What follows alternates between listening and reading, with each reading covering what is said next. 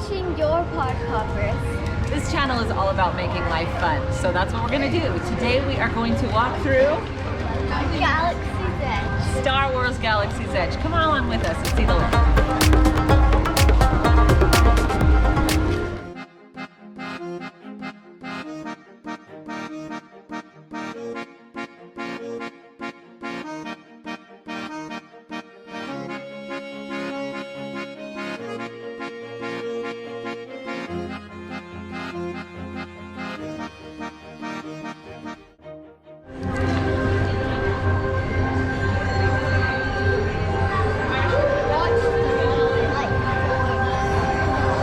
We go from Frontierland walls to Star Wars walls. And I've even brought in an expert, a good friend of mine who knows everything there is to know about Star Wars. So as we're going through this area, he will tell you the little details that I do not know because I'm not near the nerd that he is. Let me introduce to you Lito Solorio. Lito, would you like to say something as we walk into Galaxy's Edge? Hi, I am Lito Solorio, avid Star Wars fan, Star Wars aficionado, Star Wars fanatic, whatever you want to call it. Since 1997, when the special edition came out, I really got into Star Wars and started collecting Power of the Force 2 figures and have acquired a lot of unique figures. My prized possession is a Mark Hamill action figure that I was able to acquire, very first figure I ever bought. But in 2005, I got to go to the world premiere of Revenge of the Sith and actually meet Mark Hamill.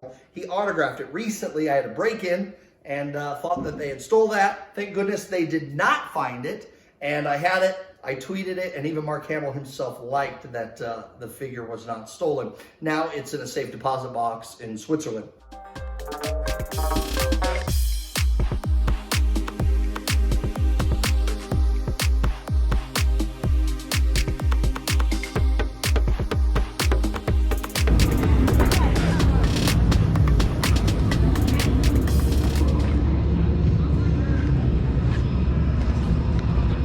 Kylo Ren's ship. He sometimes comes out here and talks a little bit. That is the Millennium Falcon. Hard to believe that's the same ship that, well, you've heard the stories. That's affirmative. The blue milk is off the hook. You gotta try it. Like, there's nothing more Star Wars like than drinking that milk. The green milk had more of a leafy taste, so I wasn't a huge fan, but... I kind of like it. Oh, you like the leafy taste, huh? I wasn't into it, but I do like the blue milk. Had more of like a coconut flavor. But the fastest ship in the park.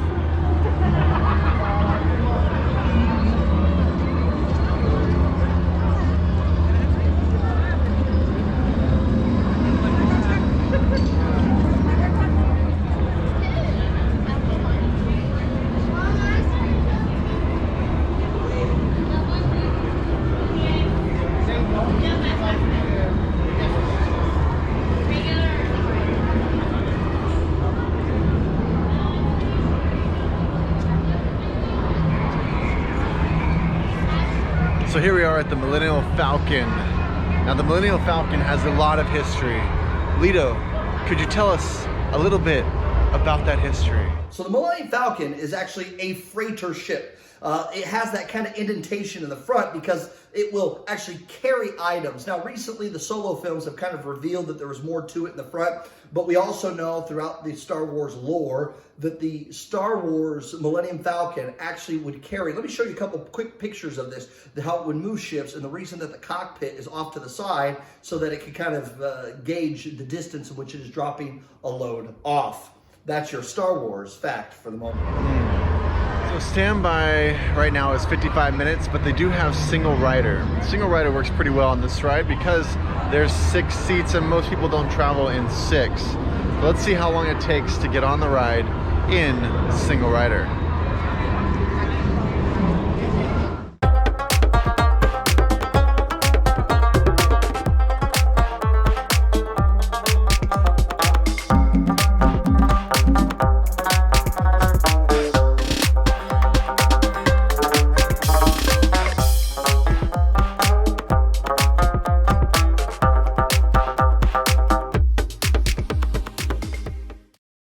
Thank you. engineer.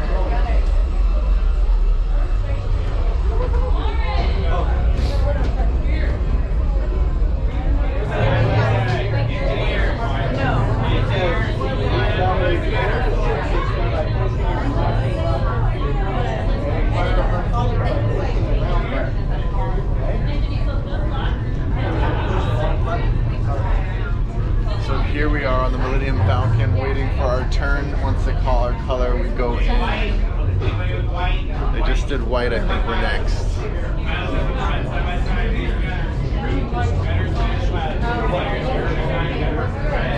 Alright, pilots as aboard Falcon, light controller owns the Falcon, left, right, only. Light control's a little tricky, down is up is down. Oh, Hondo's calling, I gotta set you go. Go, go, go, go, go.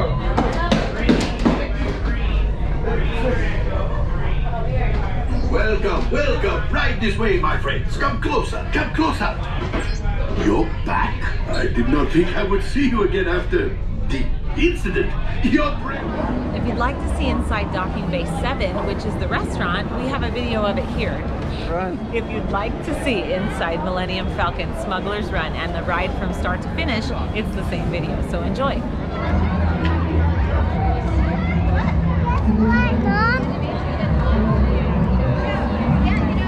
We're there. It's like, wait, I know someone.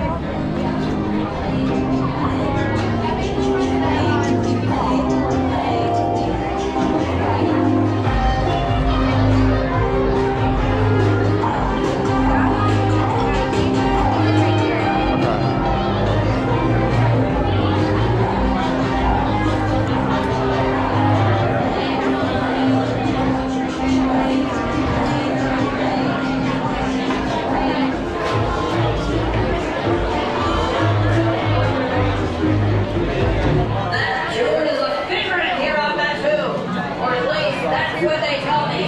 I can't leave the cantina. I'm looking down. But up come.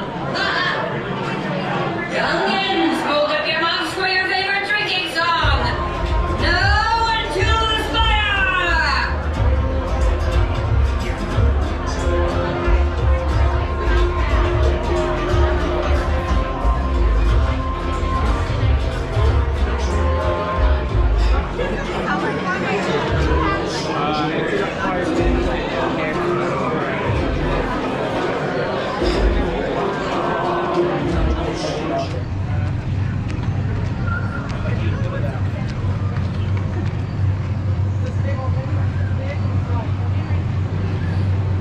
These aren't the droids you're looking for.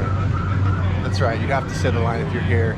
This is the Droid Depot where you can start making your droids. Lito, why don't you tell us about it as I walk through? Now, here's my son Jericho to give us a little info about the Droid Depot at Galaxy's Edge. So, this has its mind of its own. So you're saying he has a different personality? Yeah. We're saying that the droid can either kind of be a good droid or a bad droid, but you don't really know until you purchase it and go take it around Galaxy's Edge. Yeah, and really, you just get ahead, but in that is a big thing that goes like, A sphere? Yeah. and there's like a flitch on one side. You have to find it. The robotic mechanism. And then you turn it on, and at the top of it, there's a magnet. All right, make him drive around a little. And he's next to the Roomba, so, you know, they have some battling. Go, make it happen. 3, 2, 1. There he goes. Wait. Galaxy Edge fans and Disney fans, one of the cool features that they've added in Galaxy's Edge is Savi's workshop. The premise behind it is that it is a workshop like you would find anywhere else, except they've been able to slowly collect different parts throughout the galaxy to help create a lightsaber. What's fascinating to me is for a couple $100, yes, it is $200. It's probably more for maybe the dads and the moms more so than the kids, but I had the privilege of taking my kids through building our lightsaber. Each lightsaber has parts and pieces. You can take it apart, and the reason you can take it apart is you can put different lightsaber colors inside, which just kind of give it a kind of cool feature. If you don't have the blade inside, you can actually still turn it, but it won't officially turn on. It won't ignite like a lightsaber. So you hear that noise. And it's when you put in the lightsaber that you can actually do this. Now, they also have really hard to find crystals. They call them kyber crystals in the Star Wars films. And it will change the lightsaber color. So if you have a yellow crystal, it creates a yellow blade. So for instance, Christmas, I was very lucky and my wife was able to acquire almost all the crystals except for the elusive black crystal. If any Star Wars fans out there find it and want to gift it to me, I'll receive it. But here is the lightsaber, and each lightsaber color usually has a different sound to it. This one is a little different than the other ones. What's really cool, if you make one of these things, I mean, it's a whole 30-minute experience. You got to go online, register in advance. So if you make your way out to Disneyland or like, oh, I want to build a lightsaber, try to go online as soon as possible if you know where your date is. What's really cool is they also have these legacy lightsabers. This saber came to us Christmas and as a gift. And this is Obi-Wan Kenobi's from Episode 1. They call these the legacy sabers. Now, you can still buy these in the stores at Galaxy's Edge, but these ones are basically from the films.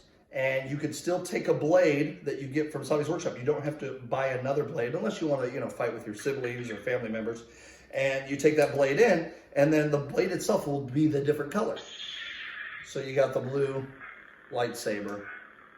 And if you can tell. Now, these lightsabers cannot change the colors. Whatever the color is from the film, that's what these films. Once again, this is called a legacy saber, films that are from the movies. And then this one is called the ones you build at Savi's workshop. So these are the more expensive ones. These ones range anywhere from $100+ depending on which ones you get. So there you have it for Savi's workshop. Really fascinating. Little tidbit, if you look around Savi's workshop, you'll actually find some really cool Star Wars lore, like the new Mandalorian film. There's actually the helmet from the TV series, and then there's also, if you go stand in a certain area and look at the top of just all the gatherings, if you will, you can actually see a portion of the Ark of the Covenant from Indiana Jones. We had a Star Wars, I guess Galaxy's Edge hosts take us around, and they pointed that out to us, which was super cool just to see that extra little feature. If you're trying to go on a budget and you don't want to spend the $200 for lightsabers, which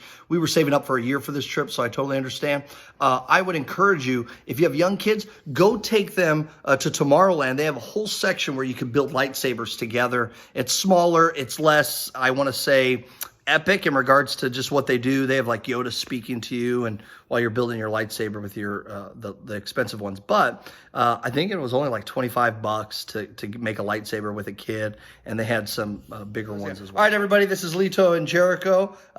David Hopper, thank you for letting us partake in your wonderful series, and we're glad that we could just talk a little bit about Star Wars since we're big fans. May the Force be with you. I'm one with the Force, and the Force is with me. There's a lot of cool things you could buy at the Black Spire place.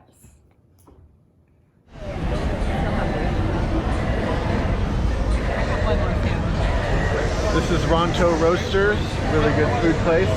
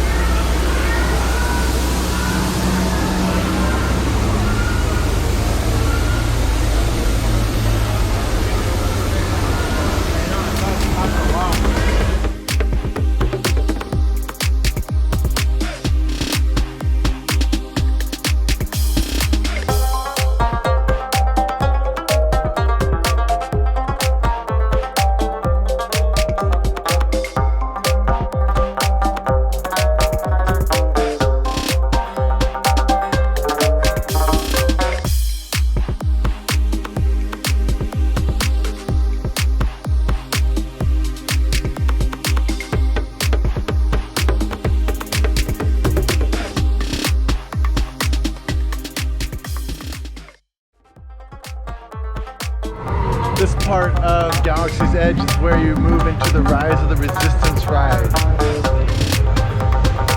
Big doorway.